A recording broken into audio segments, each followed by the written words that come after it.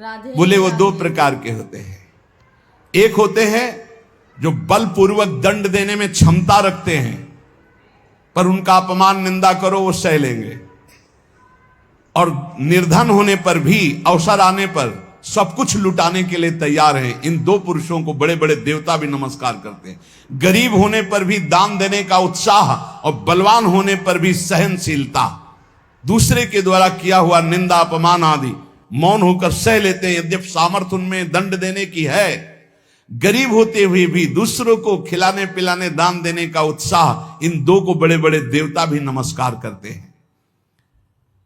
द्वांभसी निवेष्टव्यो गले बद्ध्वा दृढ़ाम शिलाम, धनवंत मादातारम दरिद्रम चा तपस्विनम। ये दो मरे हुए ही समझो, संसार में जीवित है, पर इसका अर्थ सीधे होता है कि गले में पत्थर डालकर डूब के मर जाने वाले स्वभाव वाले हैं। क्या? जो धनी होने पर भोग विलासिता में पैसा खर्चा करते हैं। एक होटल में गए, लाखों रुपए खर्चा कर दिए। अरे 250 ग्राम आटा नहीं खा सकते हो? कितने का 250 ग्राम आटा होता है? 1-2 कटोरी दाल सब्जी ले लो, 2-4 रोटी ले लो, खा लो। प्रकृति के पैसे को बर्बाद करते हो। 5 लाख उड़ाया है, 5 लाख में 500 आदमी खूब बढ़िया भोजन पाते और बढ़िया स्वस्थ रहते। ऐसे विचार करना चाहिए। दुर्गति किनकी होती? जिनको इस जन्म में धन मिला और वो दूसरों की सेवा में, भागवतिक सेवा में न लगाकर भोगों में लगाते हैं। पीछे वाले श्लोक में था, कह द्वाविमौ पुरुषो राजन स्वर्गस्योपरि तिष्ठितः प्रभुश्च क्षमया युक्तो दरिद्रश्च प्रदानवान। जो गरीब होकर दूसरों को दान देने का उत्साह रखता है वो, और जो बलवान होने पर दूसरों को क्षमा कर देता है वो, इन दो को देवता भी नमस्कार करते हो। देवलोक के भी ऊपर गति पाने वाला है। और इन दो को जो धनी होने पर, धन होने पर भी साधु सेवा, गौ सेवा, भक्त सेवा या समाज सेवा में ना देकर वो उड़ाता है नाना प्रकार के काम भोग, विषय भोग, मनोरंजन में। ऐसा नहीं कि प्रकृति का धन तुम्हें मिला, तुम उसके स्वामी जो चाहो कर लो। तुम सिर्फ मुनीम हो, स्वामी तो भगवान है। हिसाब से चलो, नहीं सब छीन लिया जाएगा। जो धनी होने पर मदांध होकर गलत जगह धन खर्चा करता है, मैं इसका स्वामी हूं, और सही ढंग से उसको खर्चा नहीं, सो धन धन्य प्रथम गति जाकी। अरे कितने ऐसे बीमार लोग हैं जिनके पास अर्थव्यवस्था नहीं। कितने भूखे लोग ऐसे हैं जिनके पास भोजन व्यवस्था, हम कह रहे हैं बहुत वास रहित लोग हैं जिनकी वास व्यवस्था नहीं। तुम्हारे पास धन बड़ा है, अरे कितने कितने करोड़ ऐसे मनोरंजन में। पूरे भारत में एक एक कुटिया बना दो, एक एक गांव में तो एक एक परिवार तो रह जाएगा। धन का सदुपयोग है दूसरों के सुख में लगाना, अपने मनोरंजन में लगाना नहीं। अपनी आन बान शान किसमें है? भगवान प्रसन्न हो जाए, इसमें नहीं है कि संसार जान जाए कि हमने इसके लिए इतना पैसा खर्चा किया। दुर्गति होती है। धन अगर वो धर्म विरुद्ध आचरणों में जा रहा तो तुम स्वामी के द्वारा दिए हुए धन का अपमान करो। तुम स्वामी नहीं हो, लक्ष्मीपति नारायण है, तुम थोड़ी हो। तुम तो मुनीम हो, तुम्हें केवल पुण्य बल से उतना अधिकार मिला है, छीन लिया जाएगा, देख लेना। इसी जन्म में दोनों क्रियाएं देखी गई। मदोन्मत्त हो जाने से श्री वैभव अंतर ध्यान हो जाता, खत्म खेल, पूरा जीवन जेल में काटो। और जो दरिद्र होने पर कष्ट सहकर भगवान नाम जप करके अपना काम नहीं बना लेता है, भोगों के लिए ललचाता हुआ दूसरों की चाटुकारिता करता है, दोनों मरे हुए पुरुष हैं ये, मरे हुए। जिन्हारी भगत हृदय नहीं आनी, जीवित सौ समानते प्राणी। हरणम च परश्वानाम परदाराभिमर्शनम सुहृदश्च परित्यागस्त्रयो दोषा छयावहा। महान धर्मावतार भगवान की परम प्रेमी विदुर जी, ये जो दूसरे को फुसला कर या जबरदस्ती या किसी भी प्रभाव से दूसरे की संपत्ति का अपहरण करते हैं, या मित्र की पत्नी या व्यवहार बनाकर या प्रलोभन करके दूसरे की स्त्री के साथ सहवास करते हैं, और जो अपने मित्र के साथ दगाबाजी, धोखाबाजी, सुहृदों का परित्याग करते हैं, इनको निश्चित दुर्गति प्राप्त होती है। ध्यान से सुन लो, यही निर्णय करने वाले हैं। धर्मराज का सीधा अवतार विदुर जी हैं और धर्म का अंशावतार युधिष्ठिर जी हैं, सीधा धर्मराज ही आए हैं विदुर जी के रूप में। वही कह रहे हरणम च परश्वानाम परदाराभिमर्शनम, में बहुत बड़ा पाप है अपनी भागवतिक पद्धति से स्वीकार की हुई अर्धांगिनी के सिवा किसी माता बहन की, वो तुम्हारी दुर्गति कर देगा, या अपने पति के सिवा किसी और, वो तुम्हारी दुर्गति कर देगा। परदाराभिमर्शनम, आयु क्षीण हो जाती है, श्री क्षीण हो जाती है। आपको लगता है, कहते हैं कुछ लोग ऐसा कहते हैं कि आप जो जो वर्णन करते हो सब उसमें बड़े मौज से है। तुमको बताया है आखिरी इच्छा पूर्ति की जाती मरने वाले की। इनकी आखिरी इच्छा है तुम अजर अमर तो हो नहीं तो देख लेना इनकी क्या गति होगी। भैया 2-4 बार डकैती से सफल हो गया तो लाखों रुपया उड़ा रहा, तुम कह रहे हो बड़े मौज में। और जिस दिन पकड़ा जाएगा ना और फिर जब दंड उसको मिलेगा तब आप देखने नहीं जाओगे कि उसको क्या क्या दंड मिलता है। ऐसे ही जब यमपुरी में जीव जाता है यहां से कर्म करके, तो शास्त्रों में पढ़ो, तुम्हें शास्त्रों तक पहुंच नहीं और विश्वास नहीं तो तुम मानते नहीं हो कि नरक है। जो दूसरे का धन अपहरण करता है, दूसरे की स्त्री का संसर्ग करता है, मित्र बना करके, व्यवहार बना करके पराई स्त्री के साथ सहवास करता है या पराय पुरुष से सहवास करता है, जो अपने सुहृद मित्र को धोखा देता है, परित्याग करता है, ये सब नरक जाने वाले पाप हैं। भक्तम च भजमानम च तवास्मीति च वादिनम त्रिनेतात शरणम प्राप्तान विस्मेपि न संत्यजे। जो तुम्हारा भक्त हो, तुम्हारी सेवा में रहा हो और एक बार हृदय से कह दिया कि मैं आपकी शरण में हूं, ऐसे 3 प्रकार के मनुष्यों के संकट आने पर पूर्ण रूप से सहयोग करना चाहिए। गृहस्थ में अपने कुटुंब में जो सबसे बूढ़ा हो उसको सबसे पहले भोजन देना चाहिए, धर्म का आदेश है। यहां बहू और लड़का कॉफी और समोसा और चाय छान रहे और बूढ़े टुकुर टुकुर हेर रहे हैं। अगर कुछ कहें भी तो डांट देंगे, तुम्हें घर में तो रहना है, बना लेना, चाय पी लेना, हमें ऑफिस जाना है। और ज्यादा बात किए तो 2-4 थप्पड़ मार दिए मां के, पिता के। कुटुंब में सबसे पहले भोजन का अधिकार किनको है? गरम गरम भोजन बना के पहले वयोवृद्ध, फिर दूसरा अधिकार बच्चे, फिर तीसरा अधिकार अपने जो आए हुए जन हैं, जो घर के जन हैं। बनाने वाला सबसे बात के, राधे राधे। ये नहीं कि बनाने वाला पहले चक्क छान के फिर जो मनाया सो परोस दिया। ये वो रसोई में कभी कमी नहीं हो सकती जो ऐसी रसोई होगी। एक अन्नपूर्णा जी का कृपा प्रसाद होता है उस रसोई में। रसोई में कभी भोजन पाया ना जाए, रसोई कभी झूठी ना हो, बाहरी कोई रसोई देख ना पावे, रसोई पर्दे में रहे और पवाते रहो। आप देखो अन्नपूर्णा कैसे आप पर कृपा करती है। लेकिन यहाँ तो ऐसे दलित दुराए की हद है, हद है। वो उतार के रखा, धुआं निकला, मुंह में डाल के खा रहे हैं, वही खा रहे हैं, परोसा। ना भगवान से मतलब, ना भगत से मतलब है, ना बूढ़ों से मतलब है, ना। ऐसी दलिद्रता छाई हुई है रसेंद्री जनेन्द्री की, पूछो मत। ध्यान से सुने, इसीलिए महापुरुषों के वचन सुना रहे। आज से जो सुन रहे हैं, भोजन में सबसे पहला अधिकार रसोई में वयोवृद्ध का है। हम कह रहे ठाकुर जी को भोग लगा दिखा के उनको पवाओ, पहले बच्चों को पवाओ, जो और अपने जन उनको। रसोई करता वो सबसे बात के, जो घर का स्वामी बनने का अधिकार रखते हैं उनको सबसे बात के पाना चाहिए, पहले सबको पवा देना। मुखिया मुख सो चाहिए, खान पान सो एक भी ऐसा कोई भोजन का पदार्थ ना हो जो किसी को ना दिया गया हो। छुपाव नहीं होना चाहिए। रसोई में जो बने सबको, पंगत में जो परोसा जाए सबको, नहीं परोसा ही ना जाए। ध्यान रखना, नहीं इससे अपराध लगता है। 20 को कुछ और, 30 को कुछ और, 50 को कुछ और, ऐसा नहीं। एक मुखिया मुख सो चाहिए, खान पान सो एक। घर में जो चीज बनाओ वो सबको बराबर दो। ऐसा नहीं होना चाहिए कि आप अपने लिए कुछ अलग, उनके लिए कुछ अलग। जब अपनी मोह वृत्ति होती है, सत्संग का ज्ञान नहीं होता तो अलग अलग होता है, बहुत विचित्र होता है, बड़ा अपराध बनता है। दूसरा, अपने संबंध में जो संकट में पड़ा हो तो बिना बुलाए अपने आप जाकर उसका सहयोग करना चाहिए। तीसरा, यदि अपनी बहन संतानहीन हो, व्यवस्था ना हो और वो अपने पास रहना चाहे तो आदर के साथ पूरे जीवन उसको रखना चाहिए।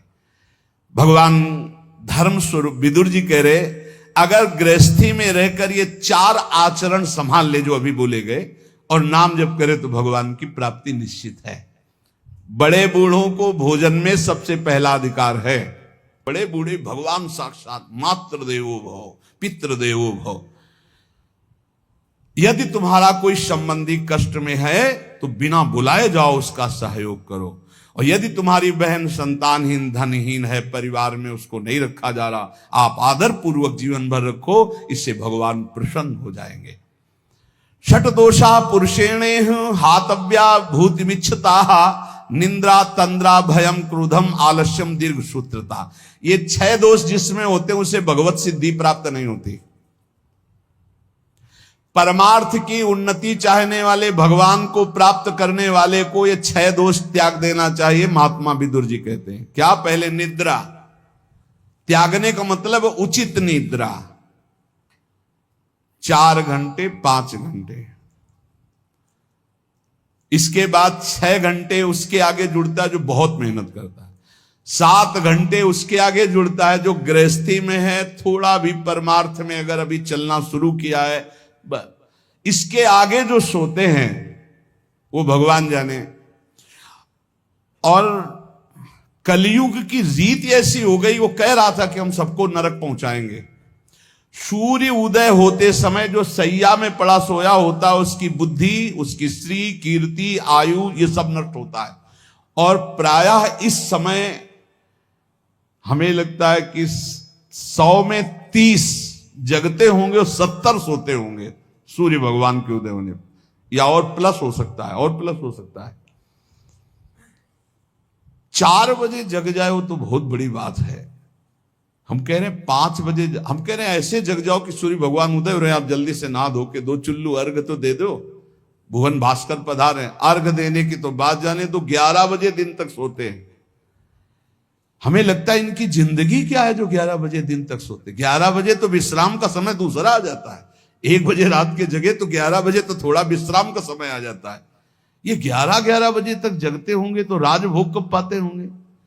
फिर इनका शयन भोग तो निशाचरी ही होता होगा रात्रि में 11 के बाद, नहीं 2 बजे सोते होंगे। 3, 4, 5, 6, 7, 8, 9, 10, 11, मतलब कम से कम 9 घंटे सोते हैं।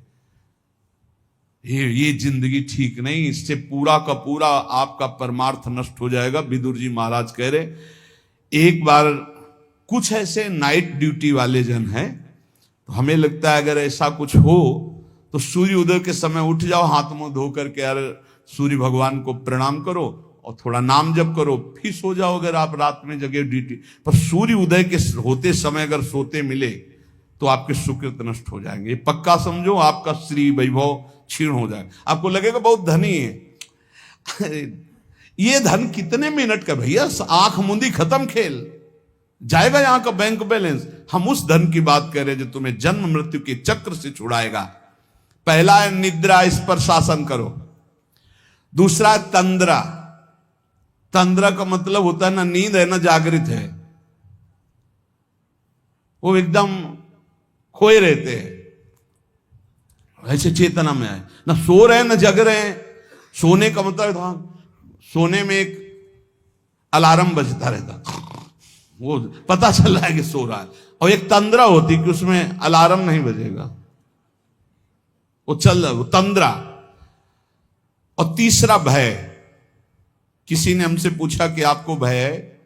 मुझे लगता है आपको कभी कोई भय नहीं, क्योंकि आपका सत्संग सुनते हैं। हम कहा एक भय है, राधे राधे। एक भय हर समय बना रहता है कि लाखों की श्रद्धा है, हे भगवान कभी हमारे द्वारा मन वचन कर्म से ऐसा कोई कार्य न बन जाए जिससे किसी की श्रद्धा नष्ट हो जाए, उसका भगवत मार्ग रुक जाए। बस एक बात का भय रहता है, हमारे द्वारा कहीं कोई ऐसी वचन न निकल जाए, किसी को पीड़ा पहुंचे, हमारे द्वारा कोई ऐसा कर्म न बन जाए जिससे किसी की श्रद्धा नष्ट हो जाए। क्योंकि संतों पर श्रद्धा बहुत समय के बाद होती है।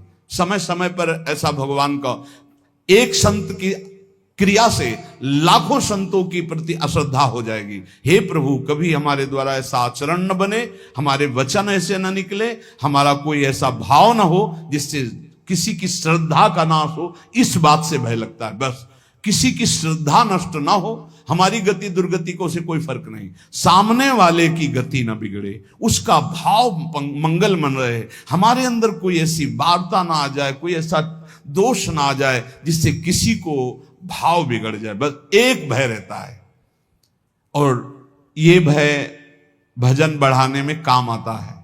यही डरपि हरिवंश हित, जिनो भ्रमय गुण सलिल पर, जी नामन मंगल लोक त्यों सुहरिपद भज न विलंब कर। इस डर से डरते रहना चाहिए कि कहीं हमें माया की त्रिगुणात्मिका वृत्ति फिसला न दे। इसलिए हर समय जिनका नाम तीनों लोकों का मंगल करने वाला है, उन हरि का जप करते रहना चाहिए, राधा राधा हरि हरि।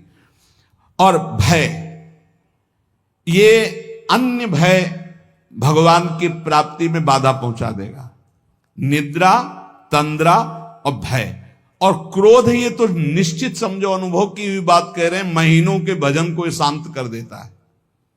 जो भजन का तेज उत्पन्न होकर ज्ञान प्रकाशित करता है, उसी को बैठाल देता है। क्रोध नहीं आना चाहिए, गुस्सा नहीं आनी चाहिए। और आलस्य, ये आलस्य भजन मार्ग में बहुत ही घातक है। अरे कल कर लेंगे, 11 माला तो कहा है, आज 5 कर लिया है, कल 11 और 6 कर लेंगे, और कल ही आलस्य दिखाएगा, परसों कल धीरे धीरे खत्म नियम। दीर्घ सूत्रता, हर कार्य को आगे टालते रहना। निद्रा, तंद्रा, भय, क्रोध, आलस्य, दीर्घ सूत्रता, ये 6 दोष भगवत प्राप्ति नहीं होने देते, इसलिए इनका त्याग करें। जो अपने सुख में प्रसन्न नहीं होता, दूसरे के दुख में हर्षित नहीं होता, जो दान देने के बाद कभी किसी से बोलता भी नहीं है कि मैंने इतना अमुक को दिया, बिल्कुल शांत, कोई जानता ही नहीं कि दिया, वह भगवत मार्ग में आगे बढ़ता चला जाएगा। चाहे जैसा सम्मान, प्रियता, सुख, अनुकूलता, बिल्कुल गंभीर। दूसरे का दुख देखकर दुखी होना, ना कि हर्षित होना। और अपना जो दान है वो कोई जान न पावे कि हमने दिया है। ऐसे 3 प्रधान आचरण ये हैं जो भगवत मार्ग में आगे बढ़ाते हैं। एक भक्त थे, एक दिन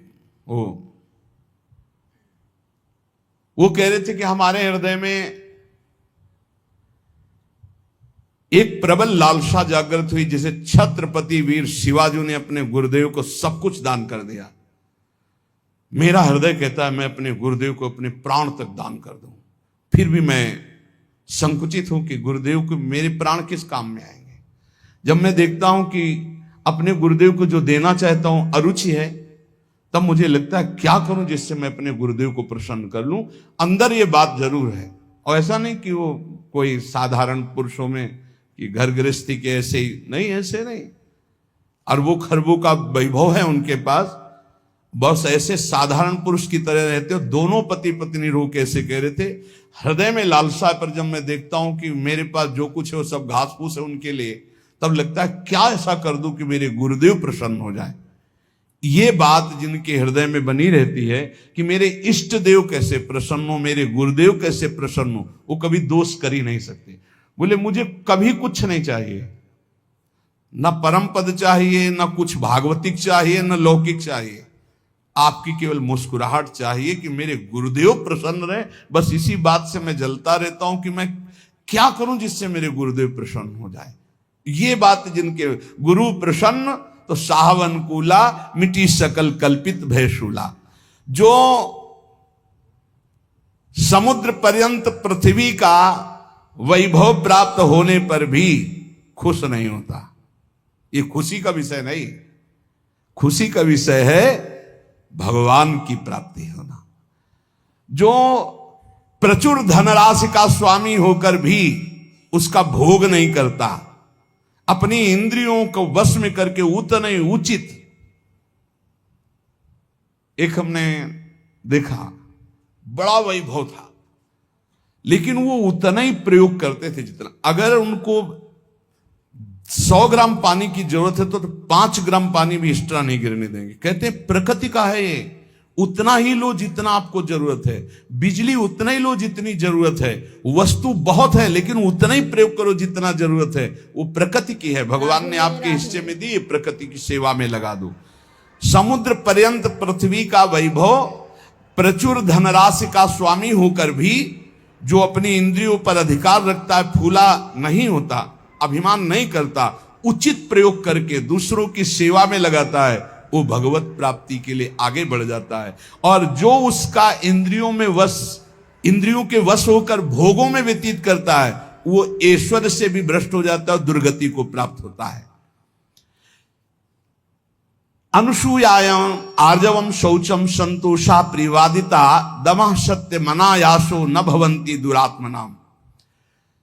किसी के गुणों में दोष ना देखना, सरल स्वभाव रखना, पवित्र वस्त्र, पवित्र शरीर, पवित्र विचार रखना, संतोष, प्रिय वचन, इंद्रियों को भोगों से हटाना, सत्य भाषण करना और क्लेश तनिक भी मन में ना आने देना। संतुष्टायन के हर स्थिति में प्रसन्न रहना सीखो।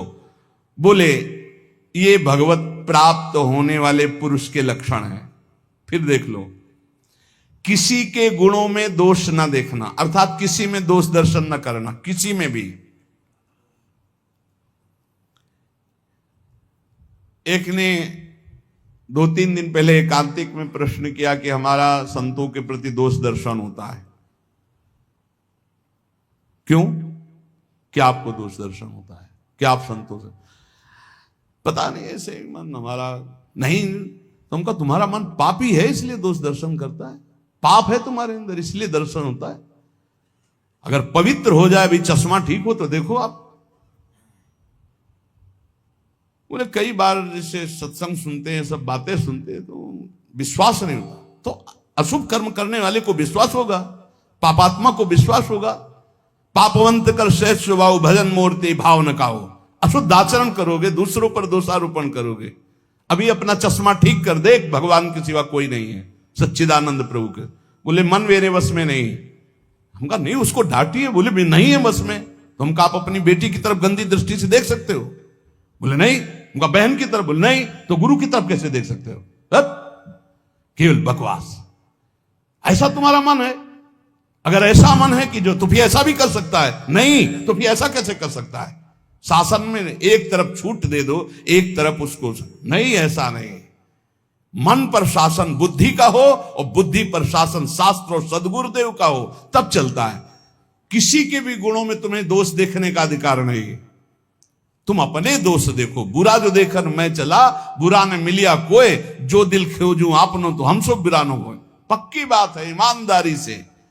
अगर बुराई देखने चलो तो अपने हृदय रूपी महल में घुस के देखो तो अभी पता चल जाएगा।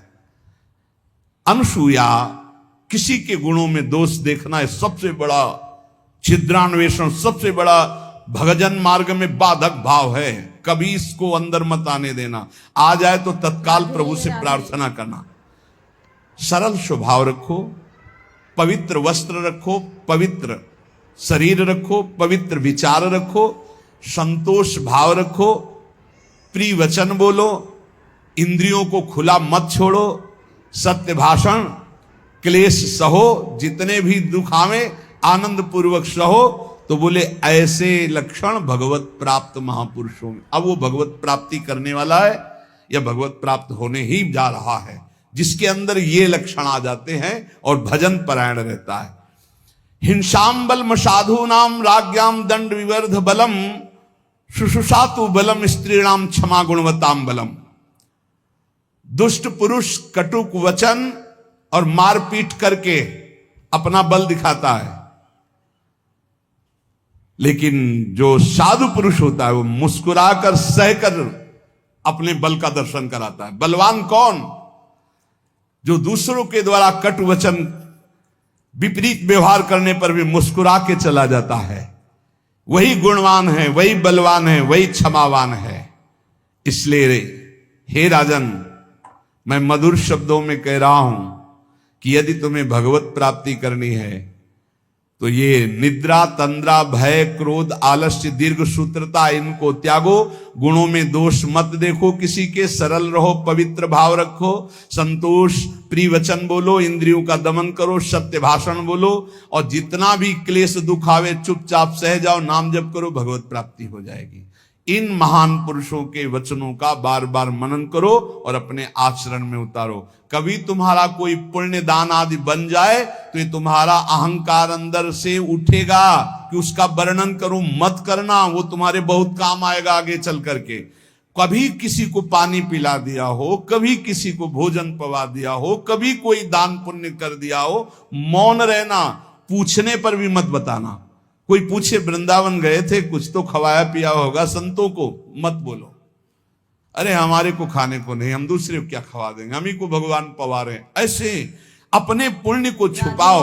और अगर कोई संत महापुरुषों का समागम मिले तो भगवत प्राप्ति के योग्य जो वचन निकल रहे उनको ऐसे पकड़ो जैसे कोई गरीब आदमी संपत्ति को पकड़ता है, और उन वचनों का बार बार मनन करो। तो जैसे पात्र को मांजा जाता है तो निर्मल हो जाता है, ऐसे जब हम सत्संग के वचन चिंतन करते हैं तो हमारा मन, हमारा बुद्धि, हमारा चित्त, हमारा अहंकार ये निर्मल होने लगता है। निर्मल अहंकार भगवत स्वरूप है। राधे राधे। तो आपको ये वीडियो पसंद आया तो please like, share, comment, subscribe कीजिएगा। धन्यवाद। राधे राधे।